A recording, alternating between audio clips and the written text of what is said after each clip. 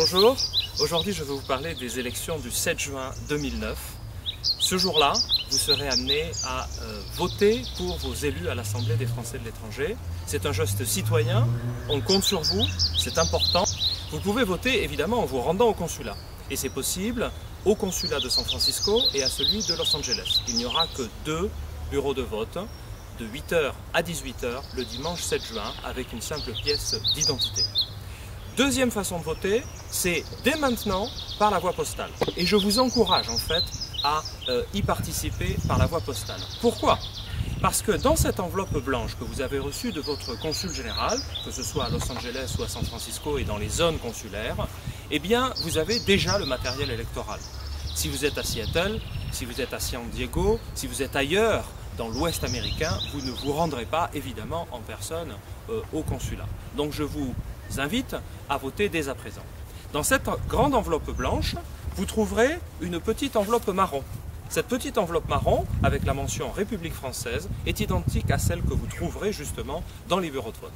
Il faut y glisser le bulletin de vote. Le bulletin de vote est un document de taille relativement petite, comme vous voyez, avec la liste des candidats. Il ne s'agit donc pas de la profession de foi, qui est un document beaucoup plus long, avec le programme des candidats. Non, vous ne mettez pas cette profession de foi dans l'enveloppe, mais simplement le bulletin de vote. Vous le pliez en 4, vous le mettez dans cette enveloppe marron dont je parlais à l'instant, que vous fermez sans colle, simplement en glissant la languette à l'intérieur de l'enveloppe. Et cette petite enveloppe doit aller dans une enveloppe moyenne.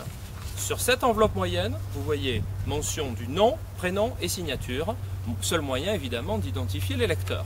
Vous glissez la petite enveloppe dans la moyenne, et cette moyenne enveloppe, maintenant, troisième opération, va dans une enveloppe plus grande où vous trouverez simplement l'adresse du consulat.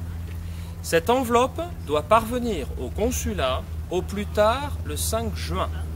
Il faut donc la poster en mettant un timbre correspondant évidemment à l'affranchissement de l'enveloppe dès que possible. J'insiste beaucoup là-dessus parce que le plus simple, c'est de recevoir cette enveloppe consulaire avec le matériel électoral, l'oublier, la laisser de côté, et il n'y aura pas de rappel, il n'y aura pas d'émissions télévisées, d'affiches, d'informations supplémentaires. Donc vous devez faire cette opération électorale dès que possible. Le troisième moyen de vote, c'est le vote électronique. Et il n'est disponible qu'à partir du 20 mai.